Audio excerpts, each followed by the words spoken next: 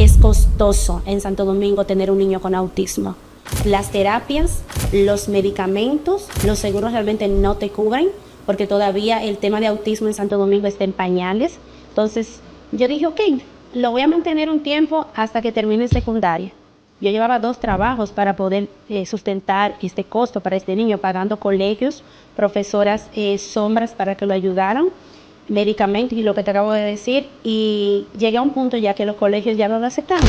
Todos los inmigrantes pasamos por las mismas cosas.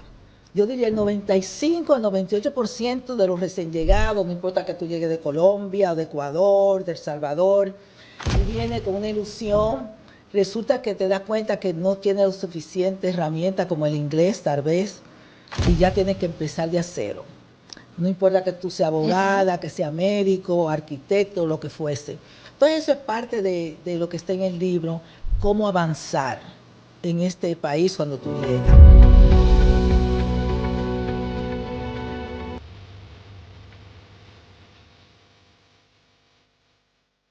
Bienvenidos a nuestro podcast Secretos CEO. Señores, hay decisiones que tomamos muchas personas, como por ejemplo la decisión de emigrar. Yo sé que se lo toman millones de personas, pero no todos la tomamos teniendo una carrera productiva, con nuestras familias completas en República Dominicana o en otros países, un buen trabajo, una estabilidad económica. ¿Cierto que no?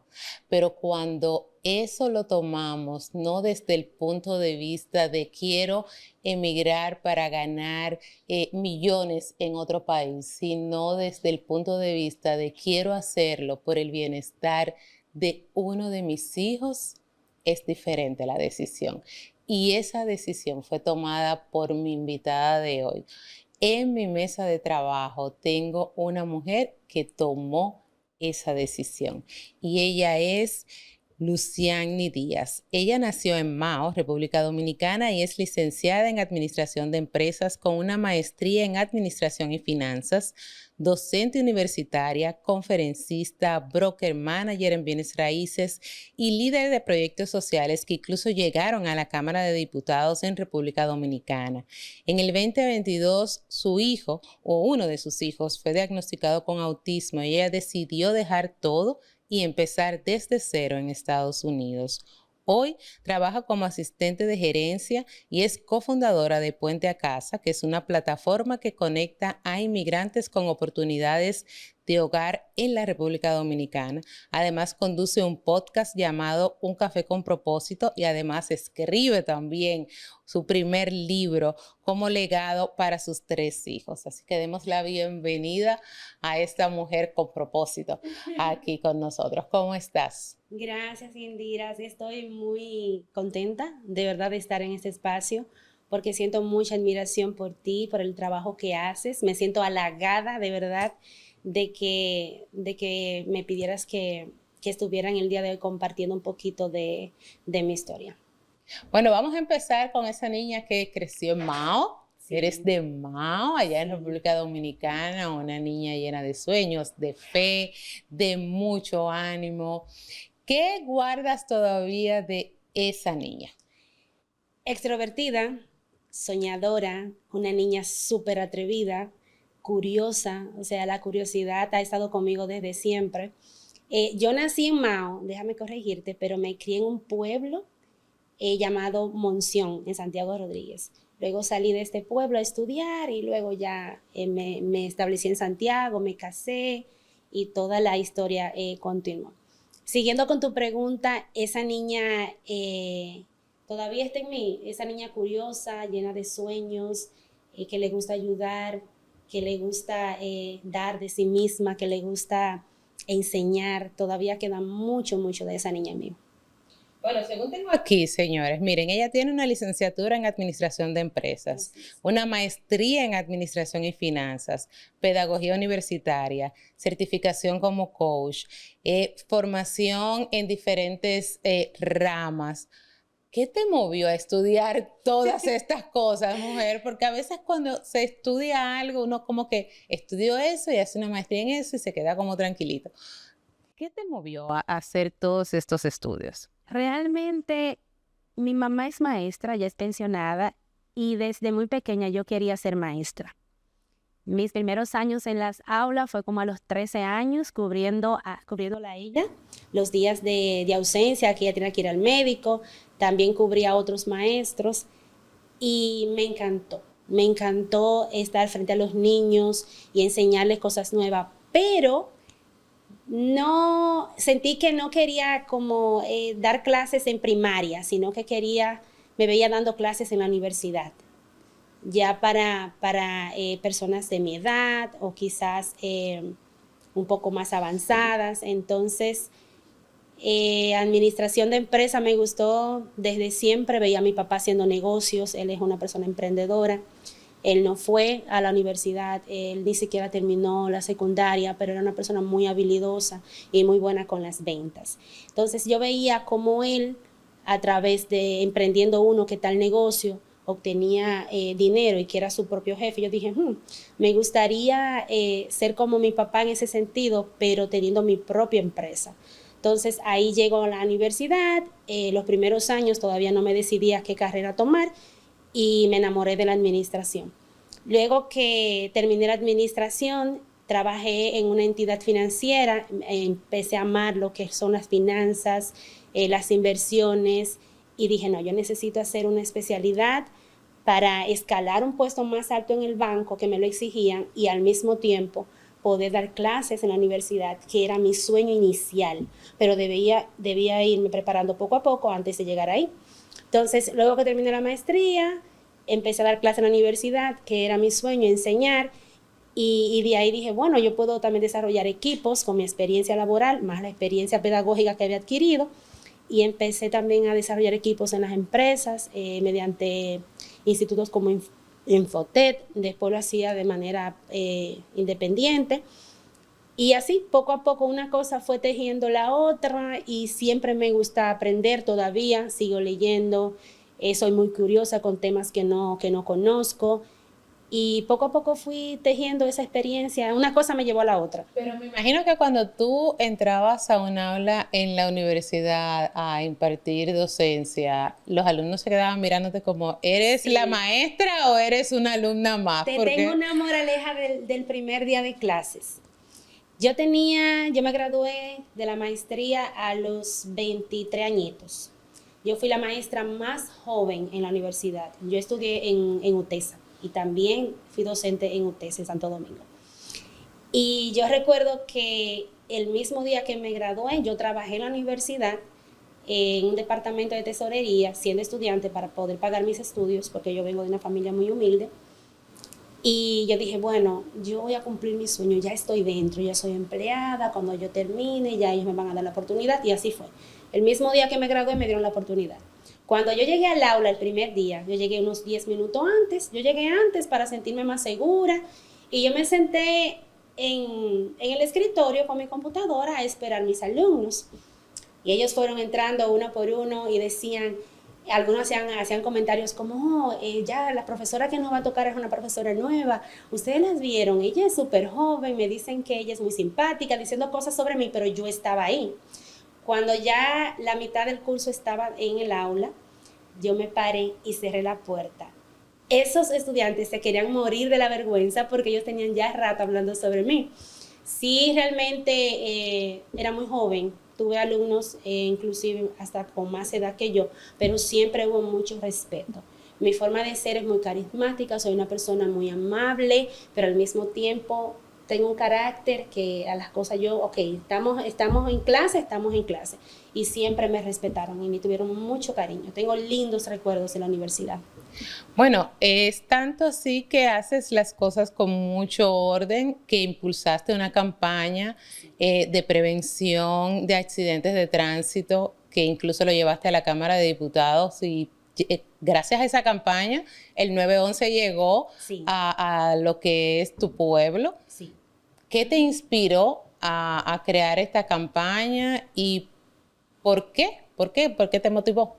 Yo en ese momento era la manager de un centro de rehabilitación, y como te acabo de decir, esa niña curiosa, empecé a evaluar mis pacientes y yo decía, Mis pacientes, ¿qué porcentaje de mis pacientes vienen por una enfermedad o qué porcentaje de mis pacientes vienen por un accidente? Empiezo a evaluar con mi equipo y, oh sorpresa, más del 90% de los pacientes de ese centro eran pacientes que eran ingresados por accidentes de tránsito. Me fui un poco más a fondo de dónde vienen, si son en carros, motocicletas, si son atropellados. Y la mayoría, Indira, de esos pacientes eran motocicletas y eran jóvenes. Eran niños que salían de la escuela, eran adolescentes, no eran adultos. El número más alto eran niños que transitaban a las escuelas o llevaban a sus hermanitos o transportaban de alguna manera a sus padres, pero eran una población muy joven. A mí me llamó mucho la atención porque si nosotros no cuidamos nuestra juventud, no tenemos realmente un futuro prometedor. Claro. Entonces, en ese momento, el médico que asistía al centro, yo conversé con él había hecho un estudio de su tesis justamente de los accidentes de tránsito. Y en el Caribe, República Dominicana tenía el número más alto. Cuando nos fuimos a los números otra vez, nos dimos cuenta que la provincia Valverde, específicamente Esperanza, tenía el índice más alto del país en accidentes de tránsito. Y eso eran mis pacientes. Esos eran los pacientes que llegaban al centro. Entonces yo me reuní con la administración y le dije, tenemos que hacer algo, tenemos que hacer una campaña, tenemos que concientizar. ¿Dónde vamos a empezar? En los liceos, en la secundaria, donde están los niños que son ya adolescentes, que ya los padres le dan un motor, que en otros países no, pero en República Dominicana, usted a los 11 años ya usted está manejando un motor, eso es normal, o una pasola.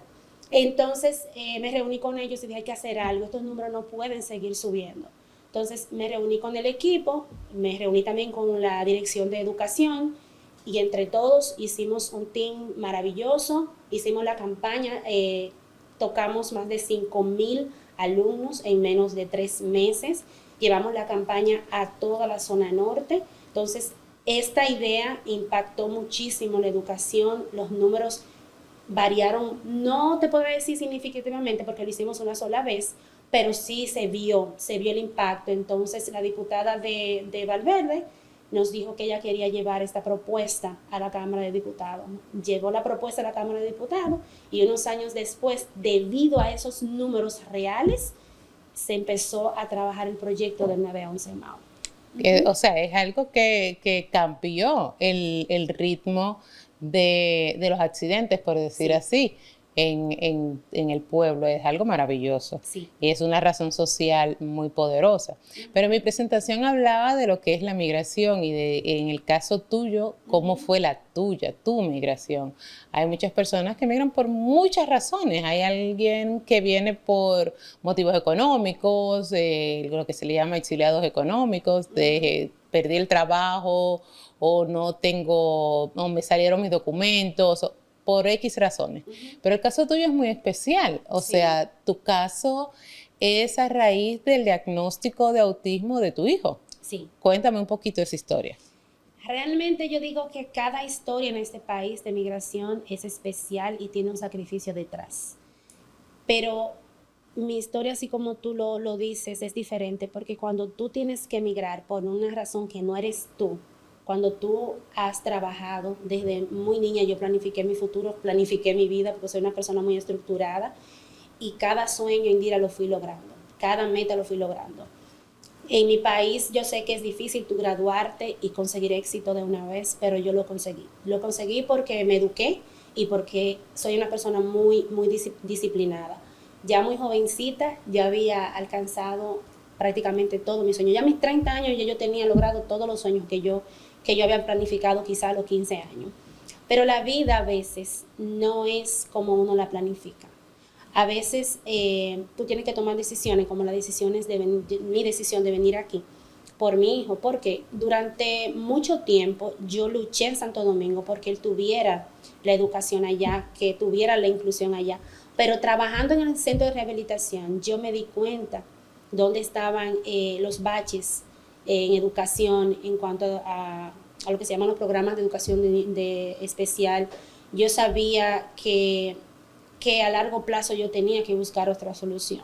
Entonces, Al venir aquí, ver los programas, ver de que mi hijo podía tener otras oportunidades, lo costoso, señores, los padres que están ahí y tienen niños con esta condición, saben de qué le estoy hablando.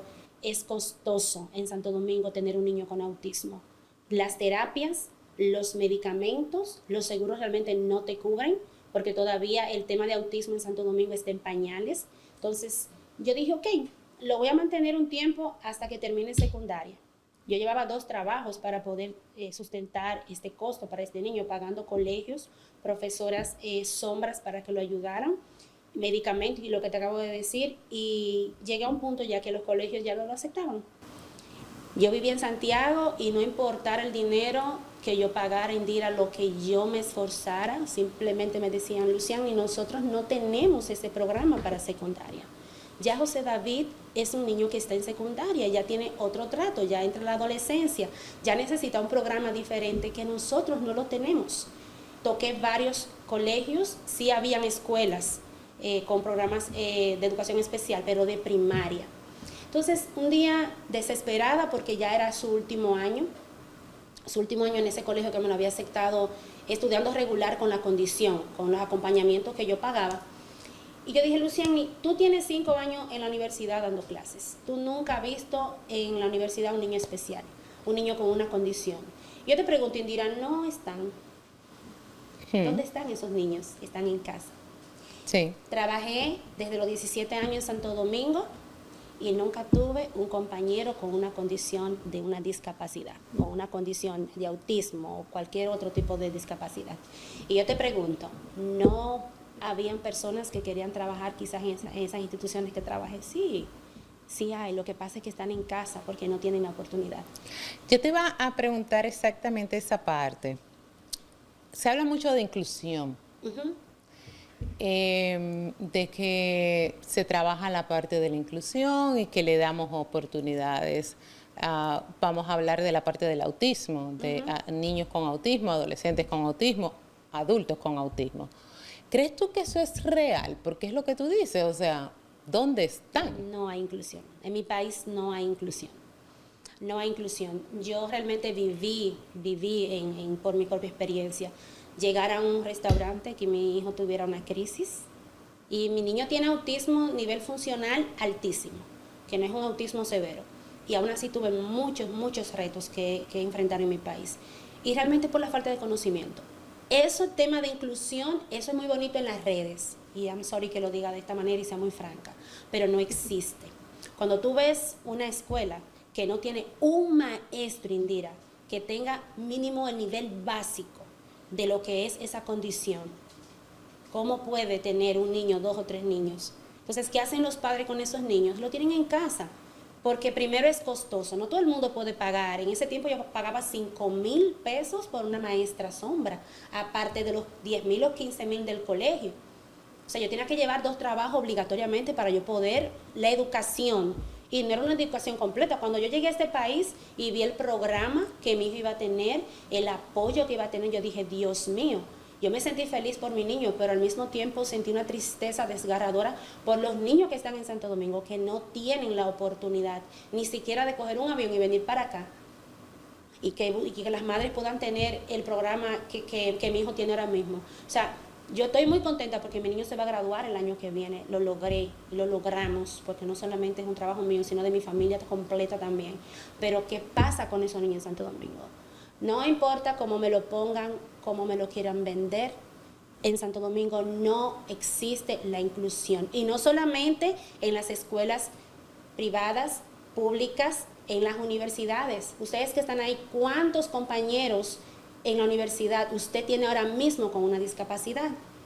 Y yo le pregunto, ¿no hay compañeros de su edad ahora mismo en Santo Domingo que deberían estar sentados con usted en el aula? Sí hay. O en su trabajo, dígame, ¿cuántos compañeros de trabajo tiene usted con alguna discapacidad? No existen personas que quieran trabajar, que quieran la oportunidad que usted tiene. Sí existen, pero no están donde deberían estar. ¿Por qué? Porque el sistema de educación, el sistema laboral no les da la oportunidad. Y eso, Indira, fue lo que a mí me tocó. Y yo dije, yo no puedo ponerle una curita a esta herida.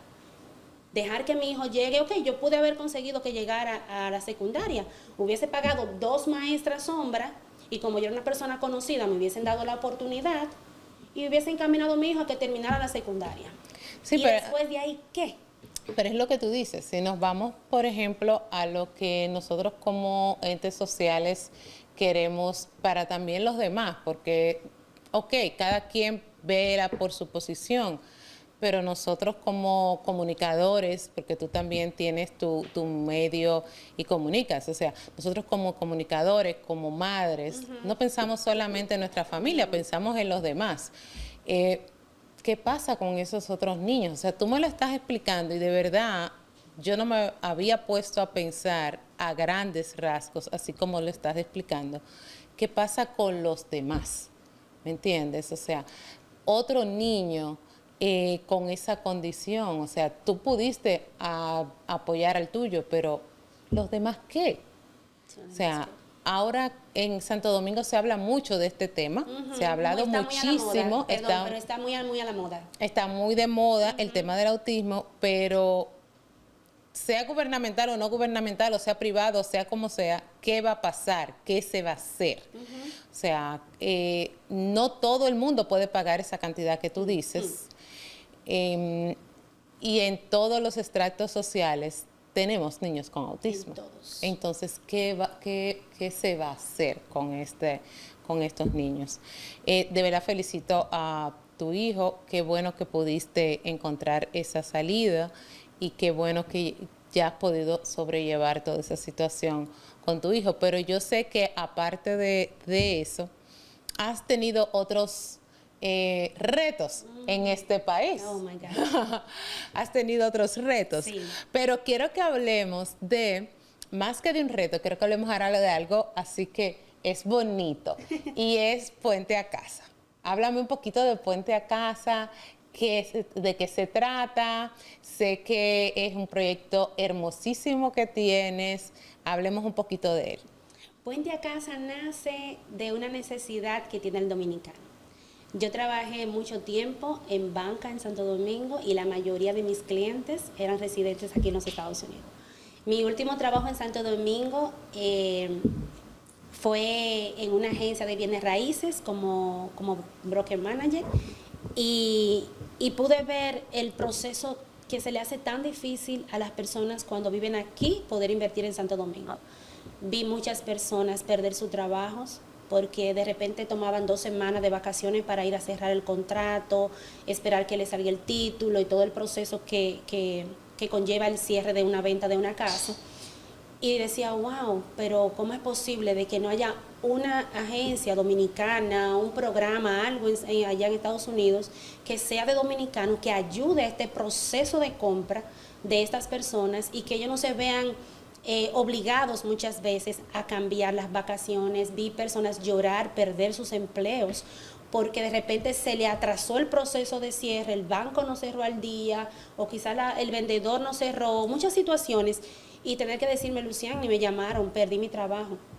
Tómalo con calma, que el cierre se dé cuando tenga que darse, porque yo vine por 2 semanas a República Dominicana y sin embargo ya tengo 3 semanas, acabo de perder mi trabajo. Entonces yo decía, bueno, si algún día yo me llego a ir a Estados Unidos, ya pensando en la idea de mi hijo, analizando que tenía que hacerlo en algún momento por su bienestar, yo decía, a mí me gustaría tener un programa, una plataforma donde el dominicano pueda venir a mí y decirme, ¿sabes qué?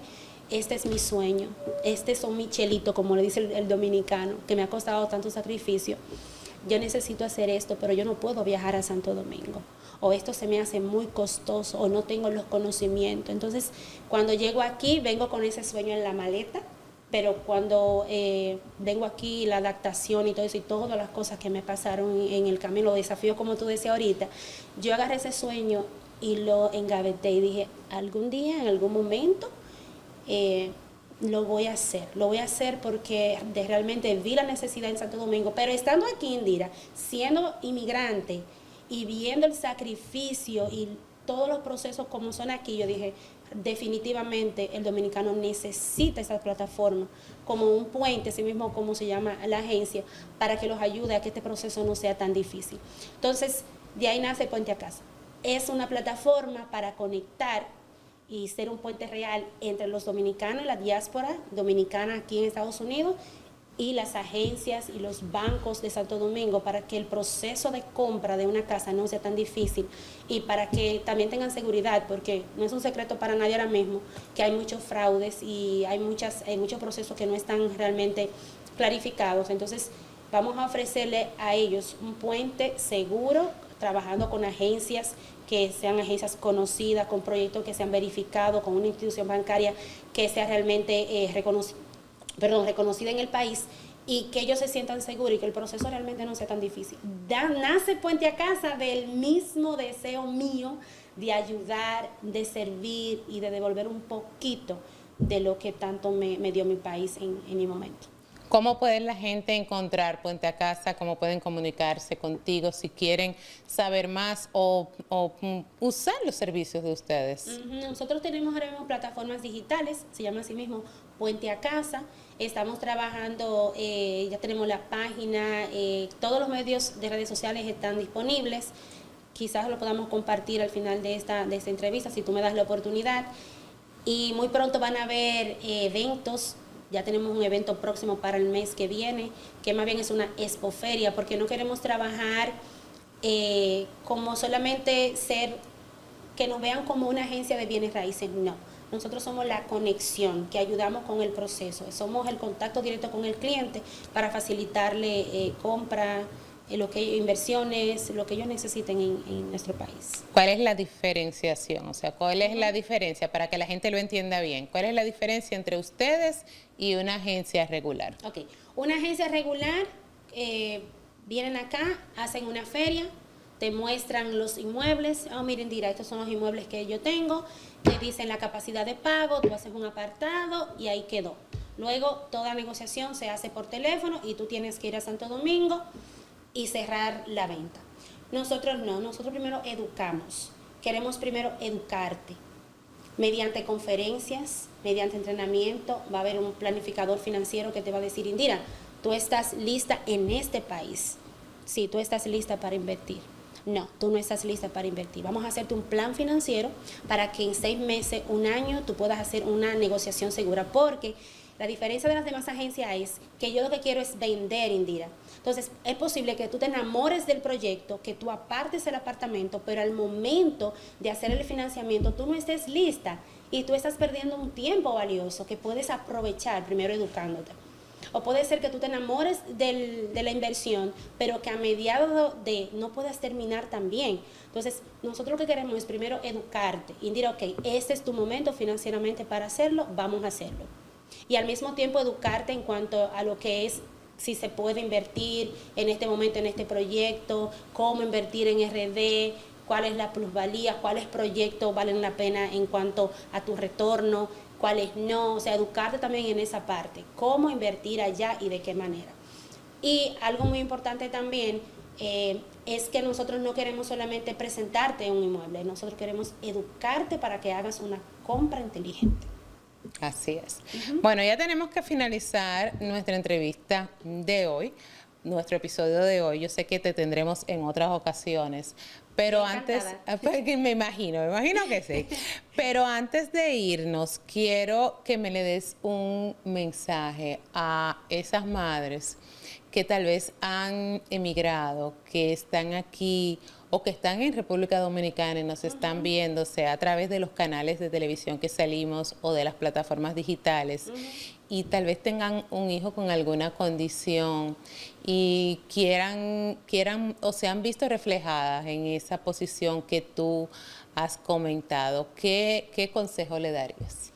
Lo primero es ese miedo, esa incertidumbre de si estoy haciendo lo correcto, de si me muevo para Estados Unidos, ¿qué pasaría con mi hijo? ¿Voy a tener la ayuda o no?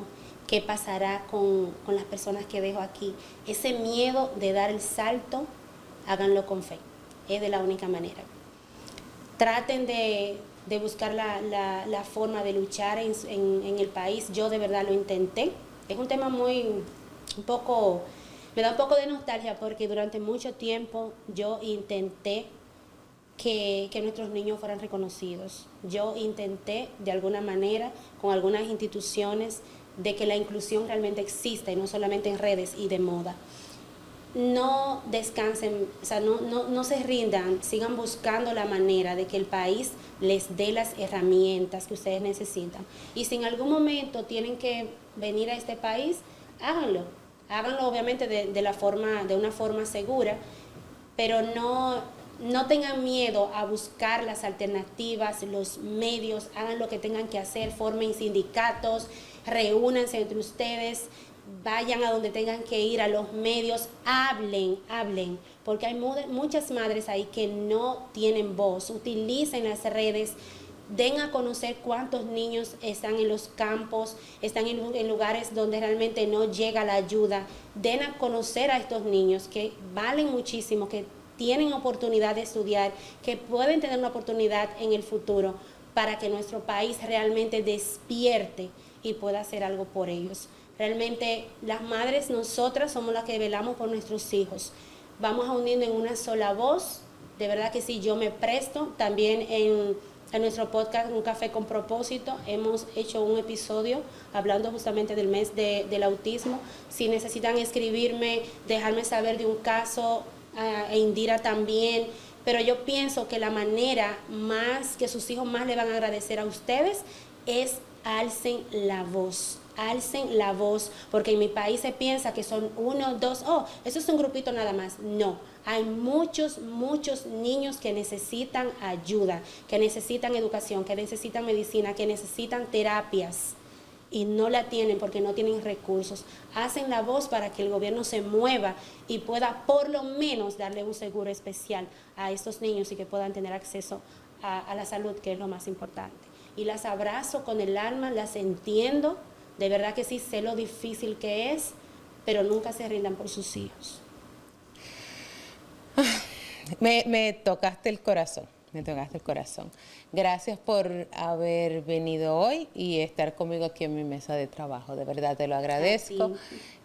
Agradezco las palabras que me trajiste hoy. Señores, oró conmigo antes de empezar el episodio de hoy. Me trajiste palabra hermosísima de parte de Papá Dios. Amén. Te lo agradezco de verdad. Señores, espero que este episodio le haya traído muchas palabras interesantes, hayan aprendido mucho, hayan tenido esa explicación que tal vez usted estaba buscando. Tal vez tenía así como dudas en algo y algo de lo que ella dijo le llegó al corazoncito. Yo estoy segura que así fue. El éxito está del otro lado del miedo y como ella misma explicó, no tengan miedo a alzar su voz y a decir lo que entiendan que es pertinente. Si nos estás viendo a través de cualquiera de los canales de televisión que nosotros salimos, sea en TV Quisqueya o en Mía TV en República Dominicana o aquí en Estados Unidos, gracias por tu sintonía. Si nos ves a través de nuestro canal de YouTube, de la plataforma, recuerda suscribirte. Recuerda suscribirte, darle a la campanita para que te recuerde cada vez que subimos un video nuevo y comenta en este episodio. Pero si nos estás escuchando a través de nuestras plataformas de podcast, sea Apple Podcast o Spotify, gracias también por tu sintonía. Nosotros nos vemos y nos escuchamos en el próximo episodio. Te preguntarás, ¿por qué, Indira? Porque los CEO hablamos de negocios. Indira Báez estuvo contigo.